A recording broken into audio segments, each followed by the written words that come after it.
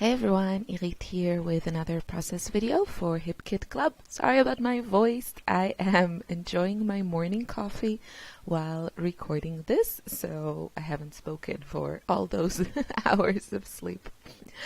Anyway, so what happened here is I created these little layered embellishments from some punches, and I then kind of put them aside and created another layout, and then used them for the layout that I posted last week. So this is actually chronologically the first layout that I created with the kids, and as usual, when I create my first layout from a kit, there is a lot of moving around stuff. I'm not yet really familiar with the kit and with what I have to work with, so I'm just more hesitant than I tend to be. And yeah, you'll see that when I start moving around stuff. It mostly comes out in the embellishment stage, and I just try to tell myself, just commit, just commit. So after using all those punches to create the embellishments that I'm not going to use on this layout, I was kind of in the circular mood. And one of my it is a go-to design, I would say, is to use a big circle.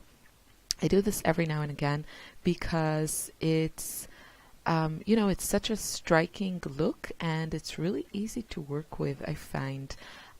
When you use a lot of rectangular scraps, then you have a lot of kind of edges that you then need to cover,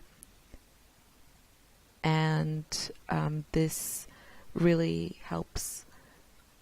When you use a circle, it kind of, everything is just softer, all the edges are circular, and you somehow have a bit more flexibility, I would say, when adding all the embellishments. So I really wanted to use this gorgeous floral paper that you see me using here as my background. I really wanted to use that as a background because it's just a gorgeous paper, and while you can definitely fussy cut some of the flowers, because the way it is designed, they're kind of layered on top of each other, so a lot of the flowers they have other flowers overlapping them, and it's kind of hard to fussy cut a lot of them. But I've seen some members of the design team do that, so you can definitely do that. But because it's just so gorgeous, I wanted to use it as a background. And for me, it is a paper that is a little bit more challenging for a background because it is so colorful and kind of busy. And that's where, again, this big circle really helps. I picked really calm patterns for the circle. I started with a pink, and then I really wanted the gray between my pink paper and my background paper.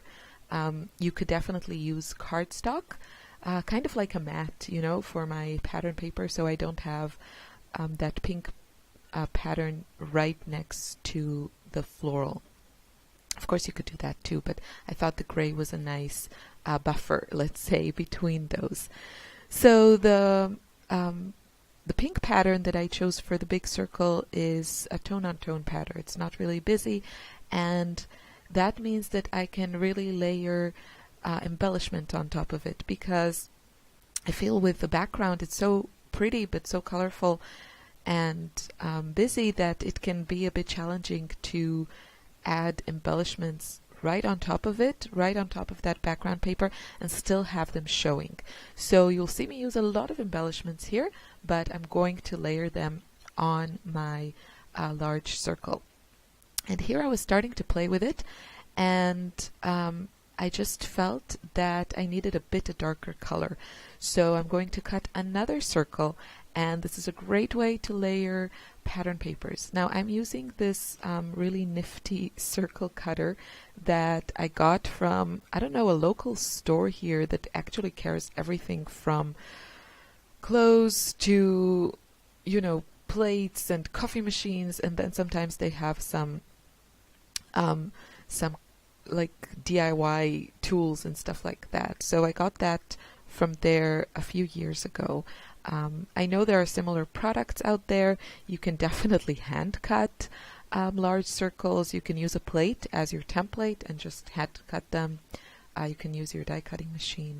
So whatever works for you. But if you haven't tried a large circle, I highly recommend it. It's actually a very easy design to work with. So I also added some stitching, as you can see.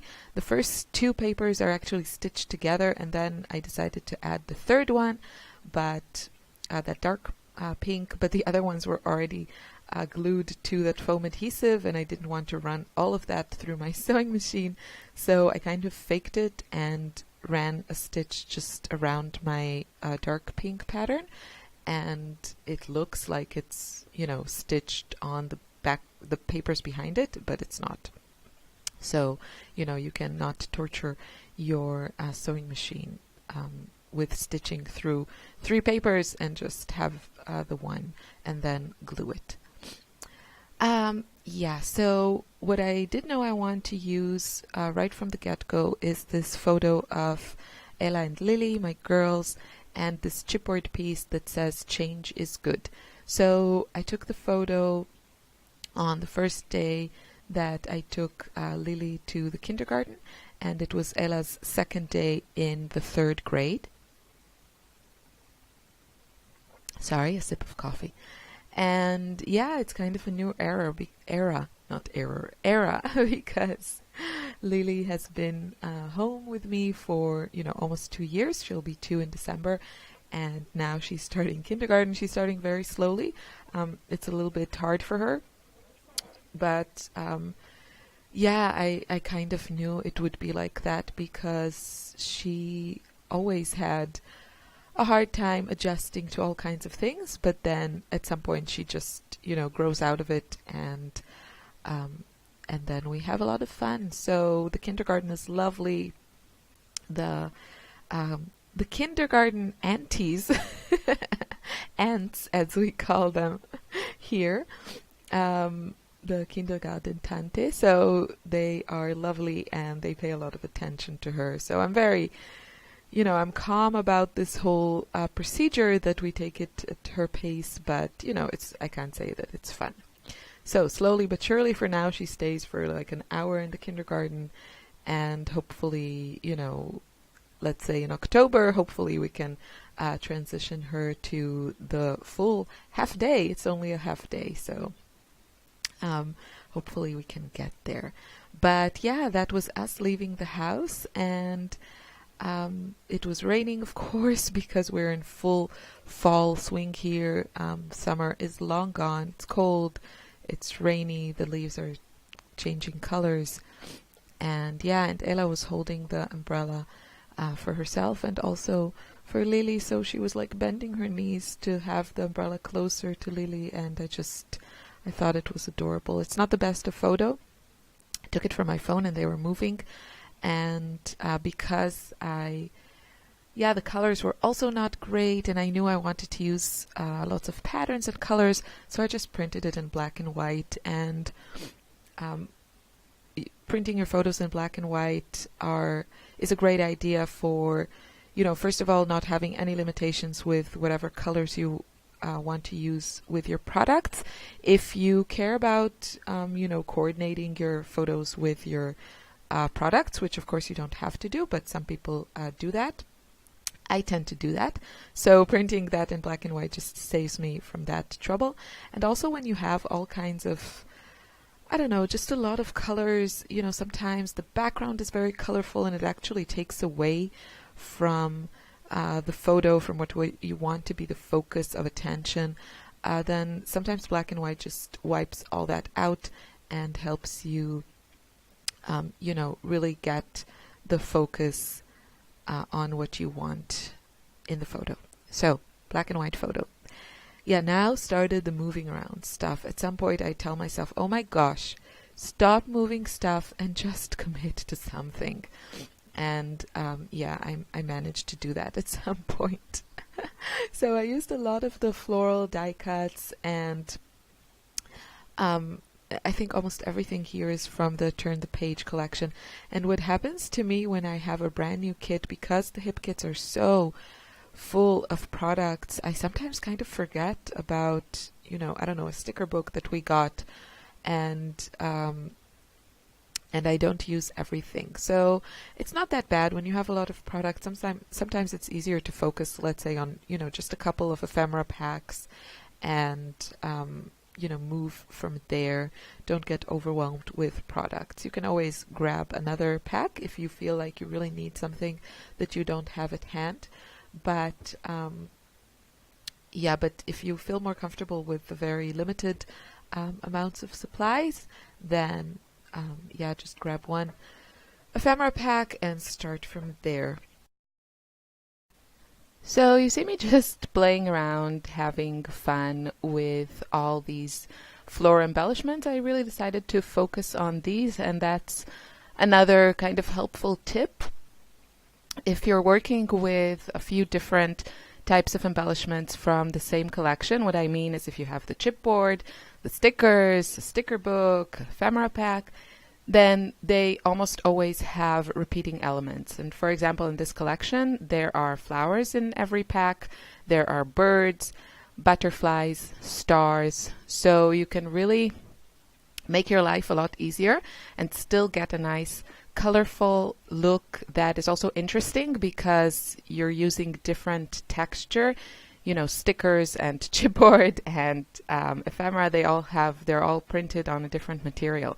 And you can just, use the butterflies from each pack or use the florals from each pack. And it just makes, your decision making easier, because you're staying with one or two elements and you can just pick those and not look at everything and think, what should I use here? So I mostly use florals, and I used also a couple of butterflies. Now the title, I have the Changes Good chipboard piece, but I thought I could use another title. Why not? So there's this word moments from the ephemera pack, and then we got these turquoise glittery words. I think these are by Chamel. I'm not sure. They came in one of the kits, and I can't remember if it was the main kit or the embellishment kit, but you can see all those details on the Hip Kit Club website. And so I'm going to make a title that says Fabulous Moments, and kind of generic, but also appropriate. So another nice thing about having this circular design is that it really looks nice when you add your title in that shape. Now, because the word moment is just printed on one piece of cardstock, I can't make it more circular, but the foam words definitely are flexible enough you can kind of adjust them to fit the circular shape. So I really like that. I added my journaling. You can see I used one of these journaling spots there's a whole package in the Turn the Page collection with journaling spots, and I think that's fantastic. I used a bunch of them. It just makes life really easy. They coordinate with everything. They are usually embellished and colorful, but still give you space to write. So I'm really happy we got those also in the kits. I'm thinking about using some of these wood veneers, but I think I end up not using them. Puffy stickers, trying not to hoard the puffy stickers, and I use a few here. So there's another example for something like a repeating element. This collection has some of these kind of speech bubbles with sayings, like these ornamented, decorated sayings. And it just brings the whole design together when you repeat them. So don't be like me and start moving things around like, there's no tomorrow. But I used then a couple of these. I always find them hard to use. And, if I get a chance to use a bunch of them on one layout and it works for the design and everything, then I go for it.